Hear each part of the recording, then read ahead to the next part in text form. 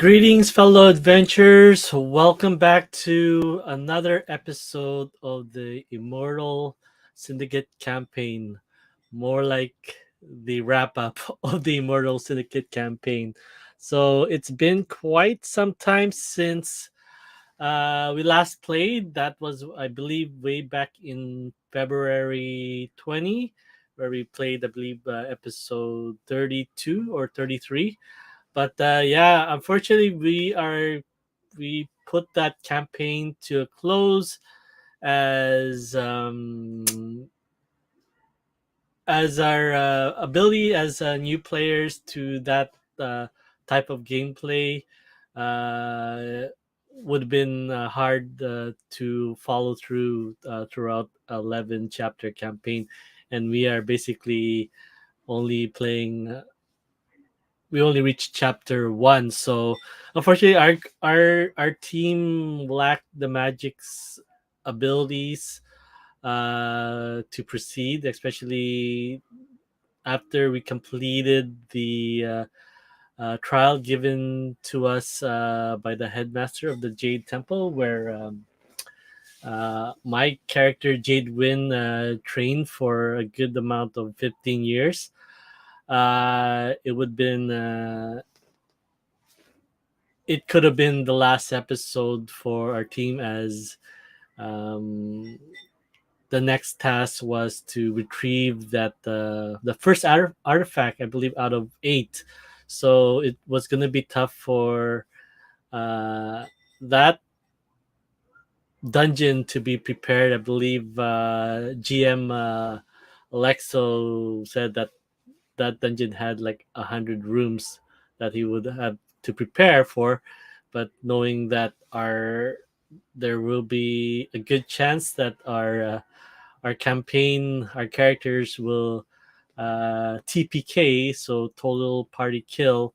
That we had a good meeting the next week. I believe that would have been February 27th, a nice long meeting.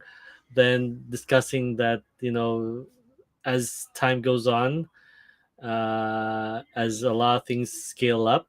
Um, the Immortal Syndicate campaign would have been something best experience with experienced players, or at least having a good mix of experienced players and new players. So apparently, us being the test group, I think one out of two, ours was made up of newbie players. So yeah, I mean, it event if you were able to watch, I believe all 32, 33 episodes, you would have seen some parts that we haven't experienced as in a tabletop RPG.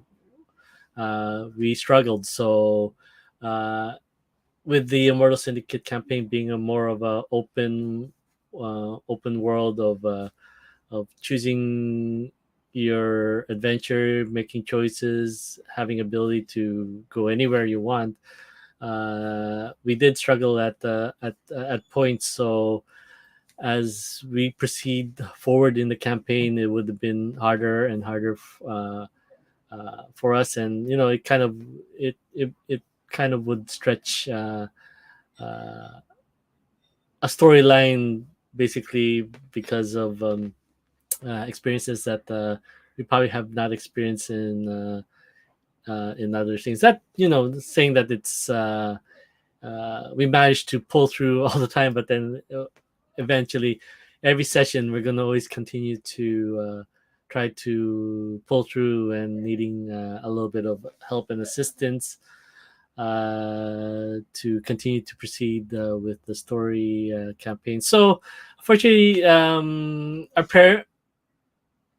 our characters are not dead, but we're ending the session on that on February 20th. We were planning to do a last episode for our to wrap it up. But then we all decided that it would best to just start focusing on the a new campaign, more of a straightforward, linear type of gameplay where we are in a town, or not a town, a mega city surrounding this tower.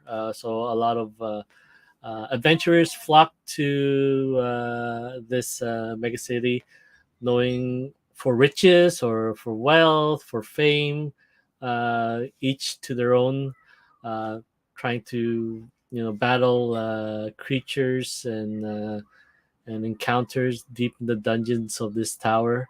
Unknown how many levels deep this dungeons goes down to, but that will be our new campaign that's basically starting in an hour. So I'm trying to wrap this all up, and uh, and get started with episode one starting in 50 minutes from now. So it's quite sad that we had to end it there, but at the same time, uh, I like, you know, we at the end we all crave to show what our characters can do. I'm not saying that the RP part of the game is a lot fun and enjoyable, and a lot of laughs. And I think that's where our team does thrive on, is our interactions with each other. But yeah, definitely trying to push the story, especially one now where it's like a world ending event that obviously it's we kind of ended the story as after retrieving the jade pearl the size of a boulder for the headmaster of the temple. Our team was relieved from that task to go save the world. So basically, our four adventures were relieved, and that they were gonna bring forth more organizations or more powerful adventures to go forth in retrieving these artifacts, as that day has come, that this event that was dealt with many decades or millenniums back, that it's time for, I guess, the new adventures, the heroes of today to take on the task on saving the world. So yeah, I mean, it's nice, our adventures, Jade, Evie, Obi, and Yuna. They through all the life changing or traumatic events that they experienced for the last 32 sessions, that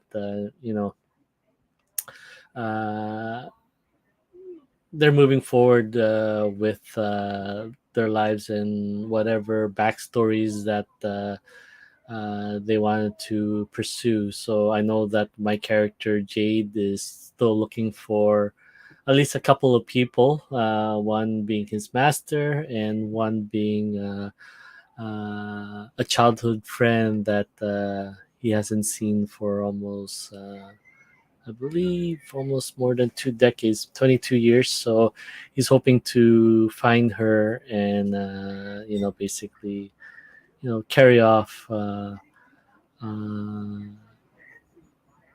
just living life by her side. So that is another story. Uh, Unfortunately untold. So, but yeah, basically we'll be starting a new campaign called the Tower of Babel. It's kind of more of related to this anime also, but it's more of like I said, it's more straightforward, like just going to the dungeons, defeating their encounters, grabbing some loots, coming out of the dungeons and selling their loots and upgrading, and knowing our group that likes to RP and interact with each other, we'll find a way to have a RP session. But yeah, we played last Sunday, episode 0, so that was kind of recorded. But that will be something that, if anyone's interested in watching that, it's just more of going through the systems, the new system, which is still Unbound, created by Lexxo and the other GMs working on this project. So they have different types of starting points. So unfortunately, with this one being an something different, usually campaigns go with a small group of people with their GM. This one is we'll have that for our group, because obviously, like, we ended our session, our campaign 2 there, and then basically we're going to be beta testing this one. The new campaign is going to be something kind of like an open to adventurers, so there will still be the session every Sunday, but it is open to new adventurers as we interact in the city above, or around the Tower of Babel, that you can trade with adventures in the community. So it's kind of like an open sandbox, I believe. And I believe if once we get out of this beta testing, then they'll probably host events where you can mix and match with various members from different sessions. So we can possibly there's 2 other sessions: the Friday group and the Saturday group, all GM'd by Lexxo and the other GMs. But it's a session that, if successful through our group, that we can bring in new characters, interact with them, and basically have those events, and I guess you can say a raid party for big boss events. So those are the things that we're looking forward to. A lot of sessions that you see when it comes to tabletop RPG are GM, and then a handful of players that he will have to manage. But this one will be open up for players to interact with each other, and then come together, mix and match, and go into the dungeon. So yeah, so we'll introduce, as you can already see, my new character, Slade. So I thank Jeremy, my artist, to creating this one for me. Hopefully, uh, he'll last long, because I am totally. My character Jade spoiled me. So he had a high AC. He can heal, and he has a lot of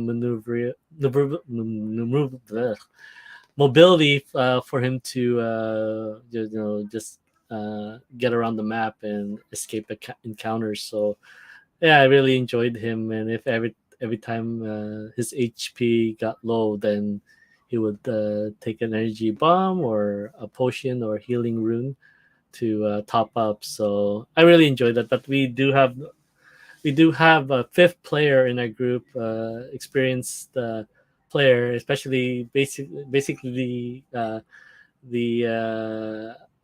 GM in the background that was running our second campaign, Flamester.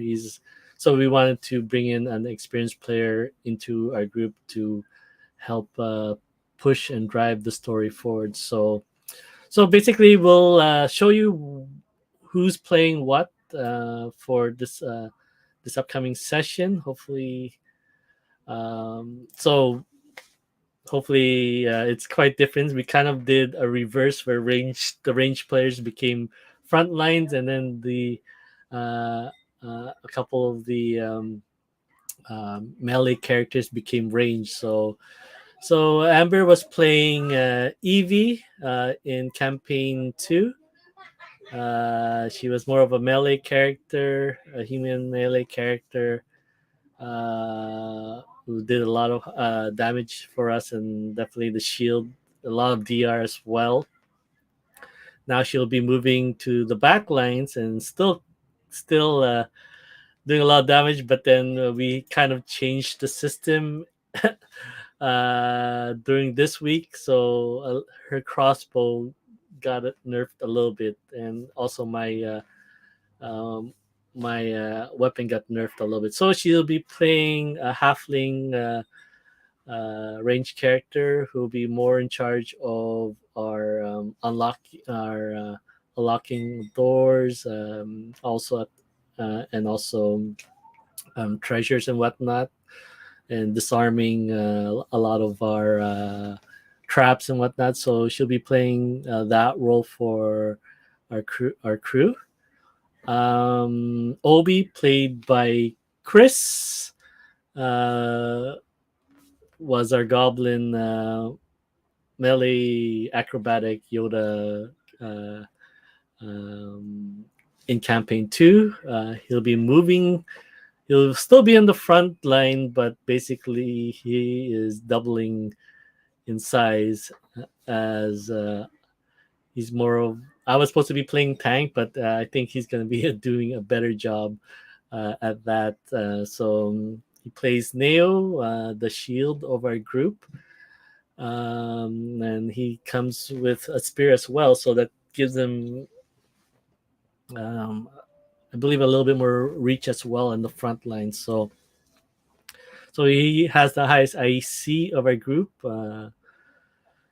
followed by my characters. So yeah, he's gonna be a little bit more. I think he's better suited at the front line. So I'm probably gonna be suggesting that tonight in the session that he can play the front line, as there is a kind of an issue with my character making it to the front line. So he has a little bit more movement speed at 30 feet than my character my character Slade. So yes, the next one up is basically my character. I played Jade Wind in the last campaign. He had a nice high AC that should have been, I believe, 29 now. Um, but yeah, definitely the energy bomb and the healing rune and potions came clutch to keep the teammates in the fight. And definitely, I really enjoyed that role as well. If anything, turn against our crew, uh, Jade was able to heal them and top them up, so that they can continue to do what they do best and just issue a lot of pain to our enemies. So he'll be replaced in this new campaign by my new character Slade, the drunken monk. So I still kept the monk theme going. I still kept the. I wanted to try the key points, as a lot of my talents that I got for Jade was more um, based on the alchemy and herbalist side, so more of creating those bombs and potions.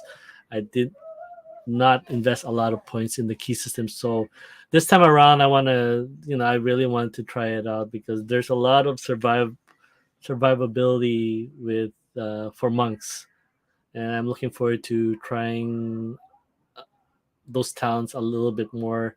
Unfortunately, with the new system of, well, it all depends on the GM, but since this is kind of a straightforward encounter, we are getting a less XP with our encounters.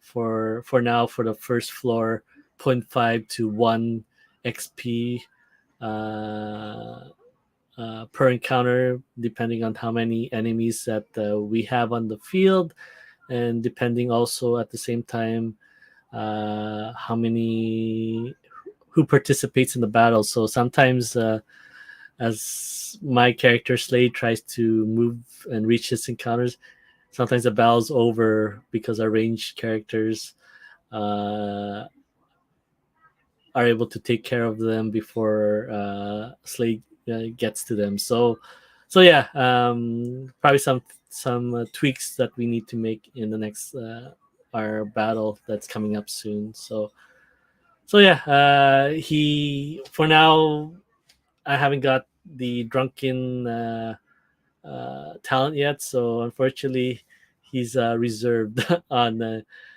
drinking the gin that's in his gorge that you can see there. So yeah, but he does have bow. It's gonna be something new for me, but it's pretty much most of the damage. I'll be doing a lot more of uh, combat maneuvers like tripping and disarming and grappling with Slade. But yeah, he's a dwarf, so he's tough all around. But definitely, he's only 5 feet tall. So we'll see with only 20 feet movement. So we'll see if how much we can get going with our battle. So I'm hoping that he'll be able to do a number on the boss fight that hopefully we reach, as we have I believe 11 more rooms to move forward, because we completed 6 out of 17 last Sunday. All right, so moving on, we had Yuna, played by KitKat, in campaign 2.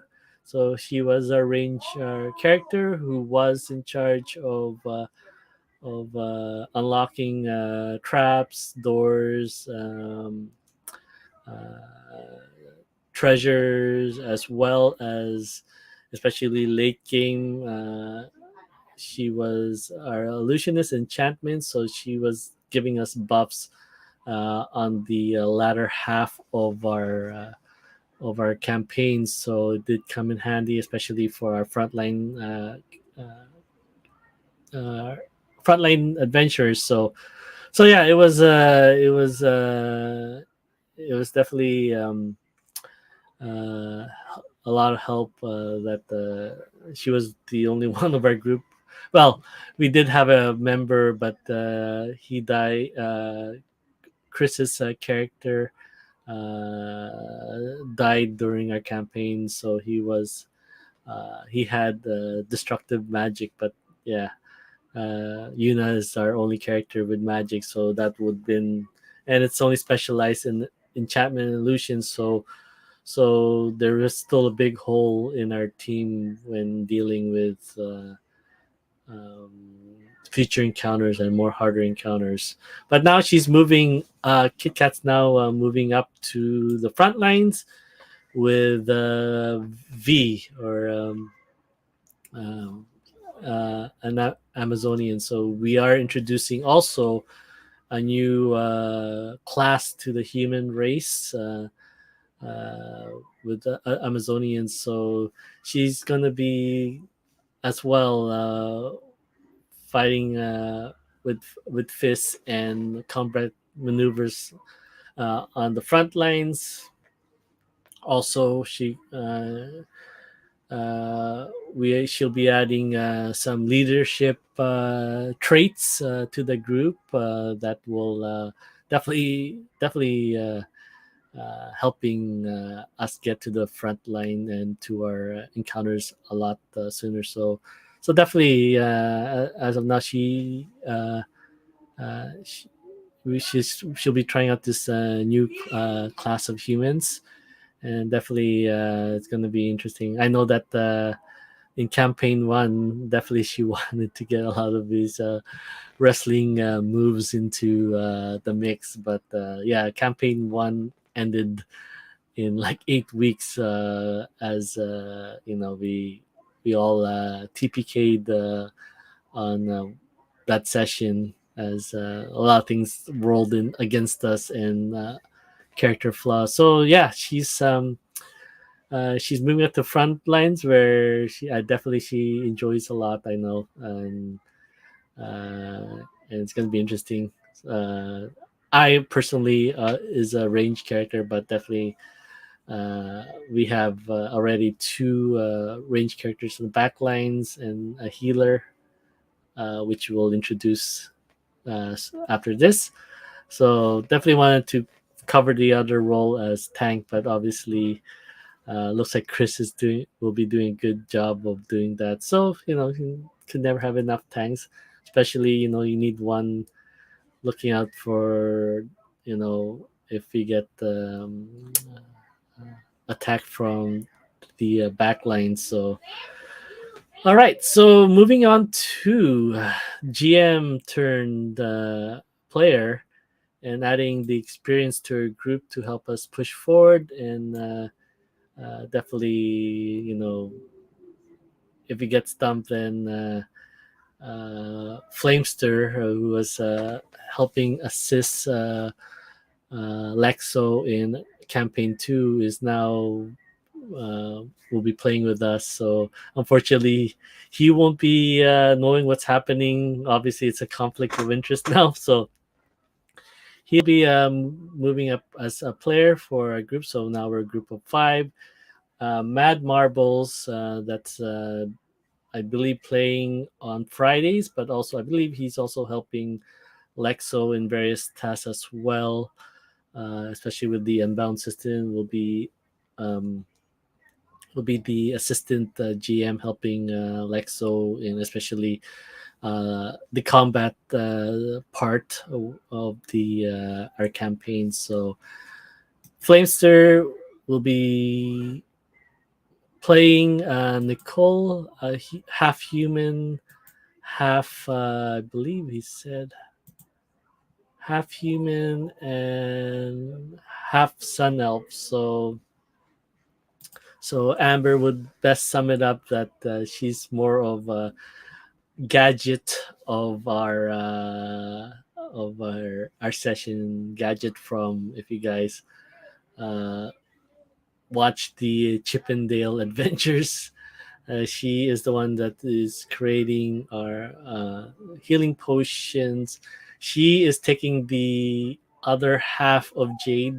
So she does have the bomber talent uh, uh, in her mix. So definitely, when I played Jade with the bomber tank, it definitely was clutch. So I'm definitely excited to at least have the experience, and at the same time knowing that the bomber talent will be played really well with Flamester. So definitely he's the brains of our group, and definitely has a lot to offer on the table. So definitely looking forward to the match to that.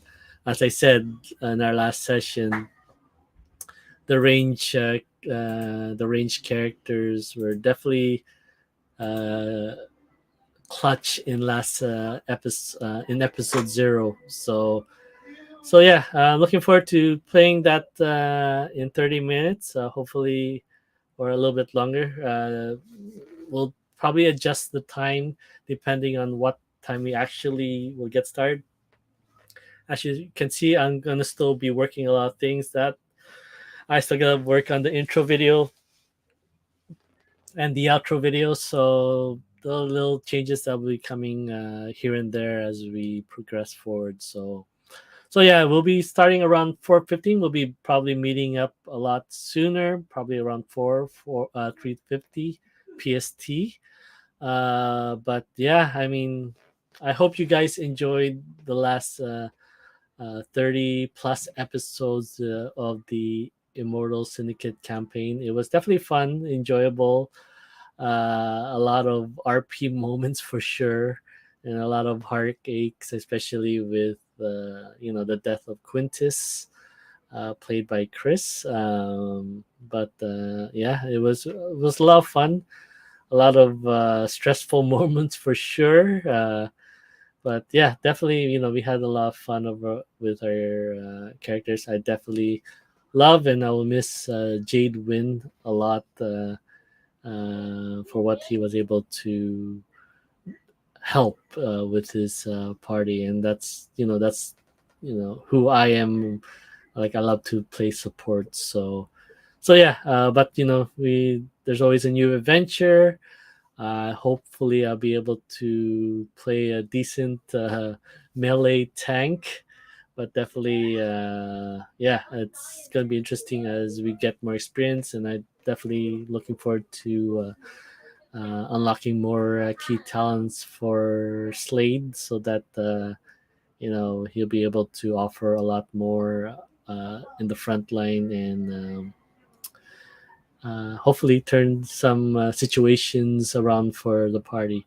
All right, so thank you so much for your time. Thank you for watching almost a year of the Immortal Syndicate campaign.